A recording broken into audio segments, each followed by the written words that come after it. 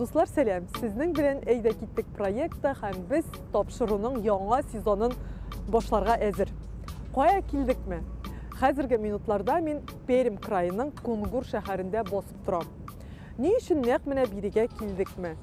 Барыбызга да мәгълүм, Пермь крайында татарлар шактый яши. Һәм безнең максат татарлар яши торган районнар, авыллар буйлап йөреп, алар турында сезгә сөйләү. Сез әзерме? Киттек, дуслар.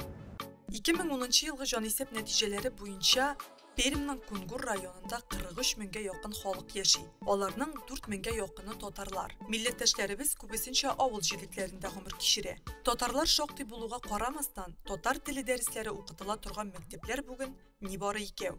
Biz әнә шул мәктәп урнашкан авылларның берсенә Тортүзгә юл тотабыз. Без инде хәзер үзебезнең беренче ноктага килеп җиттек. Ул да булса Кунгур районының Тортүз авылы. Бу авылны ике төрле атыйлар татар телендә. Кемдер атый Тор авылы дип, кемдер атый Тортүз авылы дип. Шуңа күрә мин инде аның озын вариантын кулланырга булдым. Biz нәрсә эшләячәкбез? Без хәзер барабыз мәктәпкә. Монда Кунгур районындагы 2 татар мәктәбенең берсе шушында урнашкан. Балалар белән аралашабыз, яшүсмерләр белән аралашабыз. Аннары инде авыл белән дә танышачакбыз. Безнең белән булыгыз.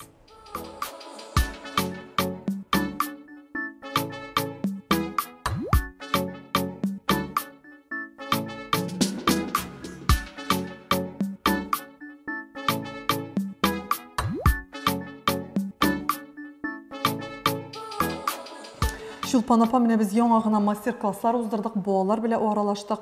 Бу мәктәптә бүтән бала шундый саф, матур татар телендә сөйләшә. Ничек сез шулай мәктәптә татар телен саклап кала алдыгыз? Беренчедән безнең Тортүз авылы элек-электән татар авылы булган. Һәм бер вакытта да мәктәптә татар теле укытылмый калмаган. Менә мин бу мәктәптә инде мин үзем Тортүз авылы кешесе түгел, 30 ел эшлим. Һәм 30 ел буена татар теле һәм әдәбияты укытам. Һәм моңа кадәр дә инде мәктәпнең юбилее безнең булып үтте, 100 ел булды. Менә 100 еллык юбилее булган мәктәп төптән башлап татар телен укытканнар. Бер вакытта да ул татар теле укыту бетмәгән һәм хәзерге көнгә кадәр безнең татар теле һәм әдәбияты дәресләре бар. Менә беренче сәбәп шулдыр. Аннары икенче сәбәп безнең без татар телендә сөйләшүне татар теле дәресләрендә, әдәбияты дәресләрендә генә түгел, класстан тыш чараларда дәвам итәбез. Чөнки безнең бөтен тәрбия чаралары, бөтен әйбер барысы да татар телендә үткәрелә. Без инде менә 5 ел, соңгы 5 ел эчендә укучыларыбыз һәрвакыт безнең татар теле һәм әдәбияты буенча үткәрелгән халыкара олимпиадаларда, шулай ук төбәк-ара олимпиадаларда катнашып, призлы урыннар алып, шулай ук җиңүчеләр булып чыгып баралар. Менә әйтегез әле, гомумән бүгенге көндә менә Кунгур районында сезнең мәктәптә татар теле белән укыту белән бәйле проблемалар бармы? Нинди китаплар җитмәү, журналлар җитмәү, менә бәлки теләкләрегез бардыр ниндидер? Дәреслекләр без соңгы елда, әлбәттә дәреслекләр белән проблемалар бик күп еллар булды. Ләкин менә соңгы елларда инде, соңгы 2 елда без тулысынча 100%-ка диярлек әдәбият һәм татар теле дәресләре белән тәэмин ителдек. Без моңа бик шатбыз. Шулай ук безнең җитәрлек дәрәҗәдә татар телендә әдәби әсәрләр дә бар, журналлар да бар. Әгәр дә баланың укысы килә икән, алар бар. Ләкин бу проблема бездә генә түгел, ул бөтен Россия буенчадыр. Хәзер балаларны укуга, әдәби әсәрләрне укытуга тарту бик авыр.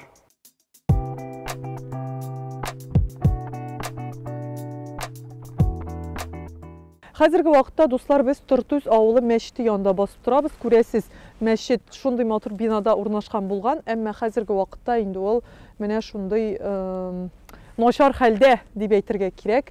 Чынлыкта менә монда яңа мәчет төзи башларга җыеналар, әймә чөнки күрәсез инде ул чыннан да бераз таушалган. Хәзер без аралашып алачакбыз мәчетнең имам-хатибы белән. Андый мөмкинлек чыкса, һәм инде ул безгә тулырак сөйләр дип ышанабыз. Безнең мәчетнең манарасын, булган мәчетнең манарасын 37нче елны, 34нче ел, 37нче елны кисеп төшерәләр. Менә ул шуннан башлап без мәчетсез яшәгәнбез. Мәчет бинасында колхоз правлениесе булган, соңыннан аннары клуб булды ул безнең авыл клубы мәчет бинасында. Аннары ул безнең фаҗигале рәвештә янып китте, пожар булды. Безнең мәчет бинабыз юк. Булса без шул иске мәчет бинасына аны оештырайык.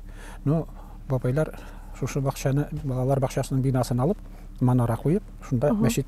Тортүз авылы мәчете тургызылганга 20 ел вакыт узган. Тик бүген авыл халкы манаралы шын мәчеткә йөрүдән мәхрүм. Чөнки ул авария хәлендә. Керергә рөхсәт ителми. Халык мәчеткә дип кайчандыр авыл советы урнашкан бинага йөри. Азан әйтү мөмкинлегендә тапканнар. Бинага репродукторлар урнаштырылган. Ну, мәчеткә йөрүчеләр бармы, азмы, күпме дигәндә инде бик күп түгел. Олы яшьтәгеләр генә, яшьләр йөрүчеләр юк. Ну, шуңа карамастан, хәзер без фундаментын әзерләдек менә монда.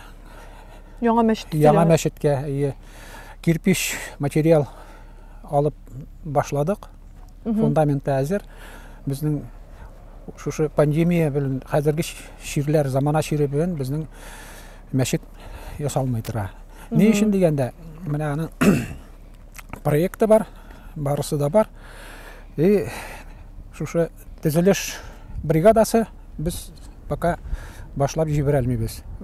Үз көчебез белән собственными силами дигәндә ясарга ярамый, чөнки ул шундый объект бина, аны ясарга тиеш подрядная организация, рус телендә әйткәндә инде. Махсус төзелеш бригадасы, алар белән без договор заключать ителгән, безнең шартлама куелган. Менә алар килеп башларга тиеш, шушы пандемия белән, шушы шир белән безнең 1 елга тукталды. Кичектерелде. Кайчан башланачак дигән бармы? Ну, быел яз менә шушы кыш җитәрлек итеп материал кирпич алып әзерлибез. Аннары җәйгә төшү белән, җылыту белән башлыйбыз булай инде бар ясарга. Менә барыбер инде теге манаралы мәчет булу нинди генә хәлдә булса да мәчет дип җибәрә бар авылна. Әле кергәндә дә без игътибар итеп карап торып, без янда мәчет бардыр инде дип.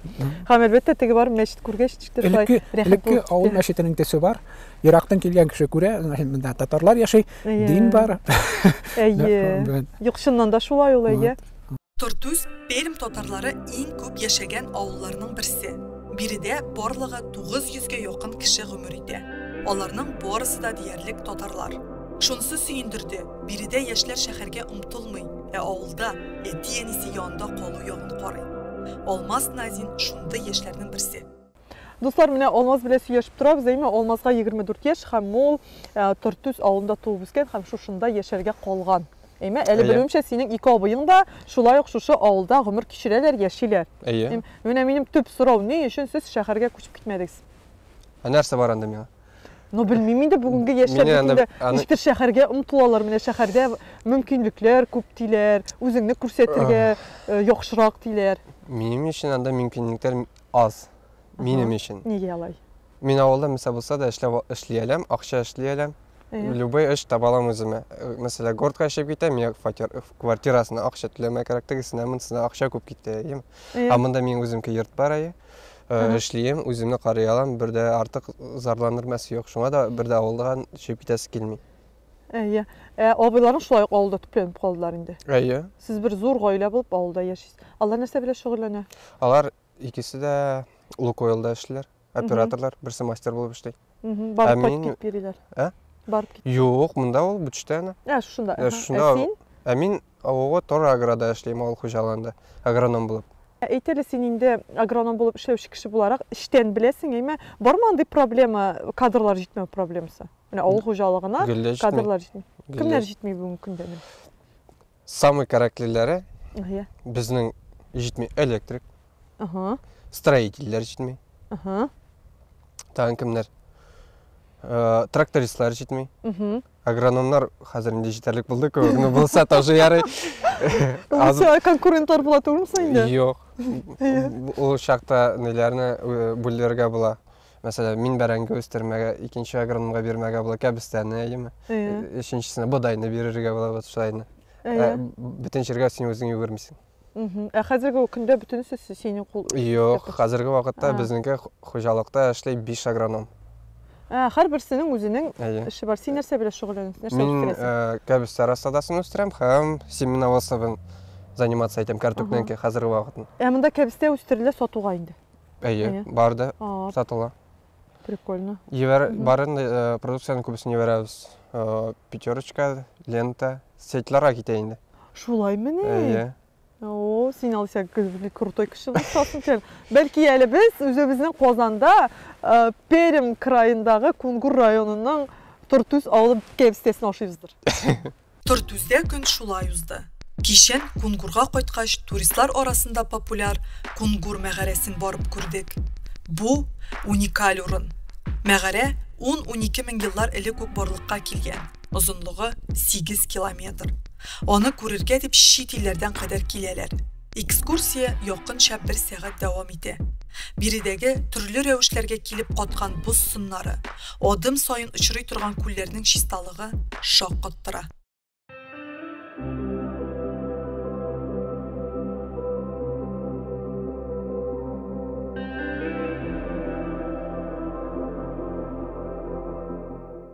Yeniden hayırlı irte dostlar. Bizning сәяхәтебезнең икенче көне башланып китә һәм хәзерге минутларда без Перим районының Башкылтай авылында. Тортүз авылыннан айырмалы буларак биредә татар мөхите бары тик урамнарда гына калган. Татар йортлары ерактан ук биредә татарлар яши дип кычкырып тора. Авыл уртасында өр-яңа мәчет балкып утыра. Тик халык күбрәк рус телендә аралаша. Мәктәп укучылары арасында татарча сөйләшүчеләр аеруча аз булып чыкты. Биредә яшәүчеләр татар авылының руслашуын бик гади итеп аңлата. Башкылтай авылы белән Перим шәһәре арасы нибары 31 километр. Шәһәргә якын булу тел кулланылышына турыдан-туры йогынты ясый диялар. Хәзерге минутларда мин Башкылтай авылы мәктәбе китапханәсендә татар телендә китаплар ни дәрәҗәдә микән дип тикшерәсем килгән иде. Әмма китаплар күп, әмма менә татар телендәге китаплар киштәсе берәү генә, ул киштә башыннан алып ахырына кадәр ул татар китапларыннан тора. Әмма монда биредә безгә әйттеләр, татар телендә яңа китаплар сирәк диделәр. Минем татар язучыларына мөрәҗәгать итәсем килә, шундый тәкъдимем бар. Бәлки Татарстанда, Казанда үзендә китаплар чыгадыр. Менә минем шуны әйтәсе килә. Рус телендә төрле сериялар. Читаем сами, без мамы. Мои первые книжки. Ана Скоро в школу, читаем по слогам, но татар телендә мондай китаплар күргәнем юк әле. Бер китап бары бездә барына нинеке красная шапочка татар телендә һәм рус телендә. Башка китаплар, мондай сериялар, белмим, чыгадырмы, юктырмы ул. Шундый татарча китаплар җитми инде менә балалар өчен. Җитми, кичкенә балалар өчен. Иҗекләп укыйбыз, яки, рәсемле, иллюстрированный китаплар кирәк. Гомумән балалар китап укыймы, татарча китап? Хәзер бөтен җирдә бер проблема, китап аз укыйлар. Русчасында, татарчасында. Менә татарча китап сорап керүчеләр бармы сезнең китапханәгә? Әле яңа гына безнең кружок бара, шигырьләр ятлый башладык. Бүген кичәле бүген бер кыз керде, татарча китап сорап. Әйе, инде китап бирдегез. Ой, оныттым инде. Яңа китап. Шигырьләр китабы. Валиеваның китабы. Сезгә менә татарча китапларны ничек китерәсез? Заказ биреп кайтарасызмы аларны? Хәзер алган юк. Элекке нидә Казанга барып, үзебез язабыз. Бауманага книжный издательство, китаплар җибәрәләр. Нинди китап кирәк татарча китапларына. Но татарча китаплар күптән килгәне юк. Безгә библиотекага авыл китапханәсенә бар әле анда китаплар. Но хәзерге заманда, хәзерге учебниклар, дәреслекләр килде, анысы өчен рәхмәт. Анысы татар телендә. Шулар буенча шөгыльләнәбез. Мәктәптә татар теле укытыламы? Кружок укытылмый. Кружок кына атнасына 1 сәгать. 1 сәгатьтә аны дип өйрәнеп булмый инде, конечно. Балалар йөриләрме соң? Йөриләр. Хәзер без сезнең белән Башкылтай авылын тау өстеннән күзәтәбез. Урамда 25 градус салкын. Мотор итеп кояш байый. Бу 1992 елда Башкылтай авылының 400 еллыгы уңаеннан төзелгән шлем көбе. Биредә яшәүчеләр сүзләренчә, ул милли үзаң билгесе. Аны заманында гап-гади слесарь-сантехник Әнәс Мөрзәкиев ясаган. Тимер турбалар җыеп, аларны кисеп һәйкәл ясау өчен аңа 5 елга якын вакыт кирәк булган. Hayırlı irte dostlar, bizning sayohatimizning 3-nче көне башланып китә. Урамда 30 градус салкын һәм без бүген Бардада. Хәзерге минутларда мин урман уртасында басып торам. Ник дисәгез, без килдек Барда радио-телевидение станциясенә. Барда халкы нәкъ менә шушы станция аша ТНВ каналын карый һәм Болгар радиосын тыңлый. Биредә без хәзер Тахир белән очрашабыз, аның белән кичкенә генә интервью эшләп алабыз һәм инде Бардага юл тотабыз. Киттек. Тахир, иң беренче үзең белән таныштырып кит әле. Минем исемем Тахир. Мин Пермь өлкәсендә Бардада торам. Инженер средств радио-телевидения булып эшлим телевышкада. Син Барданың үзеннән? Әйе, мин Бардадан үзеннән. Синең шәһәргә китү теләгең булмадымы? Пермьгә, Казанга? Мин 6 ел Пермьдә укыдым. 6 ел Пермьдә укыдым, тордым. Аннары Бардага кайттым. Аннан соң укып беткәч, эшләргә тагын да Бардага кайттым. Ни өчен менә син район җирлегенә кайтырга уйладың? Мәсәлән, хәзер бит инде яшьләр бар, шәһәргә омтыла. Шәһәрдә мөмкинлекләр дә күбрәк дип әйтәләр. Нимә дип әйтим ни? Мөмкинлекләр алар кешенән үзеннән тора, бәлки шулайдыр да. Мөмкинлекләр, может, городта күбрәктер дә. Мин үзем авылда үскәч, Салават абый әйткәнчә, шун татар егете авылда үсмәй тиешле дип. Шуңа күрә миңа ничектер авыл якынрак, простор дип әйтимме, рәхәт. Шулай. Менә сөйләп китсәң, менә бит Барда да татарлар татарча сөйләшәләрме? Татарча сөйләшүчеләр күпме? Татар теле укытыла мәктәпләрдә дә. Әле әйтелмим кайчанга хәтле авыл мәктәпләрдә мондый дәресләр дә татар телендә кертелә. География, физика инде, математика инде. Мин урыс мәктәптә укыдым дип әйтсәм дә ярый инде. Минке урыс телдә үтәләр фәннәр дип әйтимме. Аныңа карата семьяларда да, гаиләләрдә дә кеше татарча сөйләшә. То есть татар телене онытмый. Әмма дә ләкин без Башкирияга якын буларак микән үзебезнең монда безнең диалект булгач инде тел айрыла инде. Без аңнавын барысын да аңлыйбыз. Но сөйләшәбез үзебезгә җайлыча сөйләшәбез. Ул бит гомумән теге менә ул диалектлар, мин үзем диалектларны бик яратам. Ул бары татар теленең байлыгы. Төрле диалектларда сөйләшүчеләр булу. Ул киресенчә ничектер телне байтып җибәрә. Аңа тик төрле фикер булырга мөмкин инде. Һәм ул яктан караганда, мәсәлән, синең татар телең чиста. Ул әдәбигә якынрак. Чөнки, мәсәлән, минем дуслар, танышлар бар Бардадан. Аларны аңлау гомумән катлаулы. Кайбер очракларда мин хәтта әйтергә туры килә, иде, русча ничек була, ул сүз дип инде аңлатканда. Әмма чынлыкта ул диалект барыбер ничектер теге байлык сыман татар теленең. Шулай, мин сезнең белән согласен. Шулай, ул минки дә туганнар Казанда торалар, Татарстанда да торалар инде. Икенче районда, Саба районда. Аларның да сөйләшүләре аерылып тора. И Барданыкы аерылып тора. И Бардада да, Барда районда төрле авылларда да даже төрлечә сөйләшәләр, аерылып тора. Монда Барда районда 80-90% татарлар, башкортлар инде. Шуңа күрә монда үзебезгә җайлы. Магазинга барасың, татарча сөйләшәсең инде. Урам буе барасың, татар телен ишетәсең. Һәр вакыт ишетелеп тора татар теле. Кызганыч, Барда районы авыллары буйлап сәяхәт итү мөмкинлеге булмады. Аның каравы, Барданың үзе белән шактый якыннан таныштык.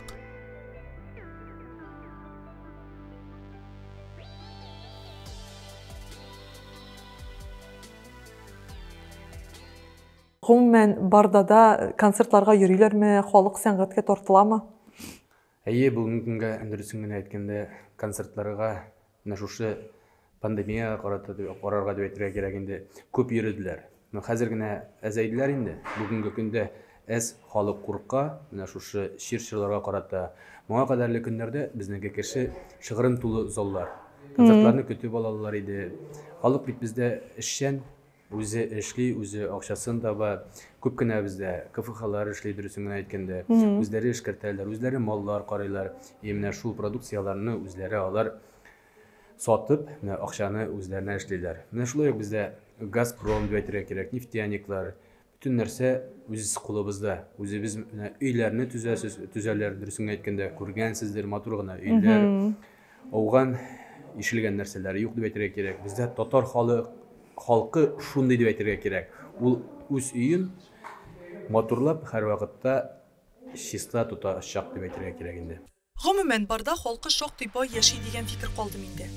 Халык күбрәк үз йортларында гомер кичерә. Алар гадәттә кызыл кирпечтән 2 яки 3 катлы итеп төзелгән. Урамнарда кыйммәтле машиналар да шактый. Дөресен әйтим, бер генә җимерек йортта күзгә ташланмады. Урамнар матур, зәвыклы.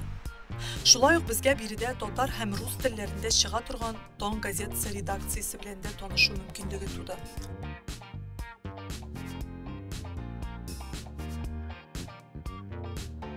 Шуның белән безнең Пермь краена татар район һәм авылларына сәяхәтебез тәмам. Сезгә ошагандыр дип өметләнәбез, чөнки безнең үзебезгә бу сәяхәт бик тә ошады. Шуның белән шул дуслар, сау булыгыз. Пока-пока.